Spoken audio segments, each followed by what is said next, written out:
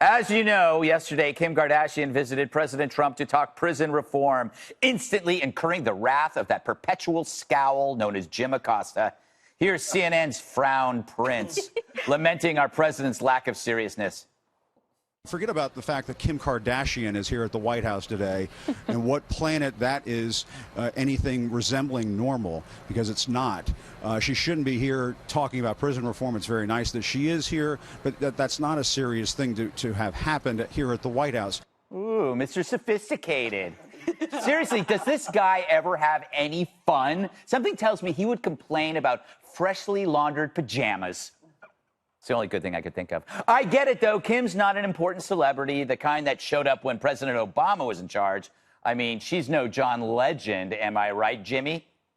I'm going to push the president to get more involved in criminal justice reform. If you change your mind about running for office, give CNN the scoop. I will. I will. John Legend. Don't hold your breath. Don't hold your breath. We might just a little bit. Oh, Jimmy.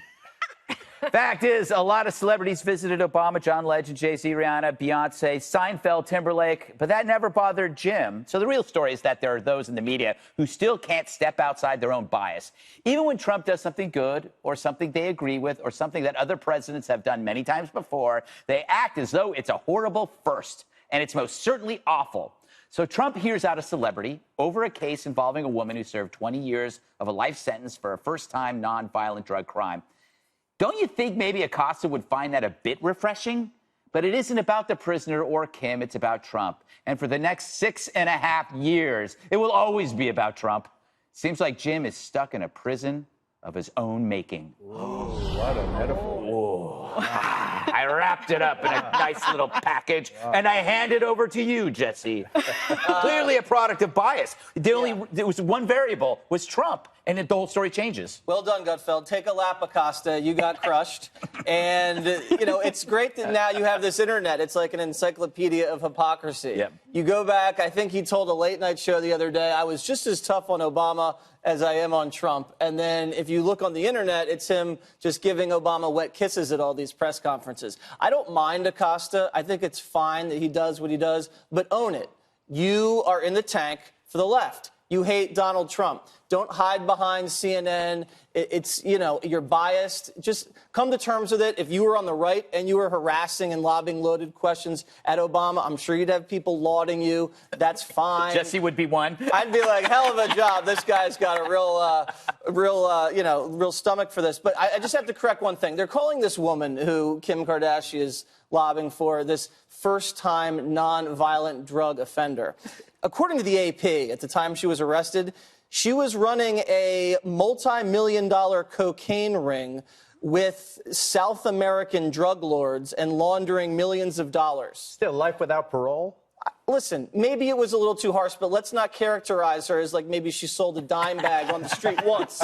This is massive amounts of cocaine for many, many years. Yes, yes. Yeah. Well, there are a lot of drug dealers who've sold much more damaging drugs who have done far less time, and they get parole. I just want to say about Acosta. I mean, I'm proud of him because, you know, I have an affiliation in the sense that his dad was a Cuban refugee, and I like to see the American dream come true, and Latin pride and all that. He is uptight and inconsistent at times, and I think he is very disrespectful of President Trump. But I think Kim Kardashian going to the White House is fabulous. If that's what it takes for them to talk about prison reform and sentencing reform and issues like it's a boring topic. You need a little pizzazz to get people excited about it. You got to have something to get to the presidency. I mean, there's so many catastrophes competing for center stage on the world platform there that you need someone like her to push it over. And I am delighted, not that you mentioned it, that President Trump has pardoned Dinesh D'Souza. I want him to use this pardon power a lot more. I think that he hinted that Rod Blagojevich, the former governor of Illinois, would be pardoned. He got 18 years for saying, oh, man, I can't wait to get something for this seat. I mean, so what? I mean, it wasn't a crime at all. I think Peter Fitzgerald, who's on Jim Comey's best friend on the team, defending Comey, he was the prosecutor there in Illinois. It was terrible. Yeah. Blagojevich, Martha Stewart, I mean, she didn't even. She was in the clear, and then she lied to a Fed. She didn't know that you couldn't tell a mistruth when you didn't raise. I would like to preemptively lobby for a pardon from the president, just in case. I want to get in pardon trouble. Jedediah and Dana so they have time to speak.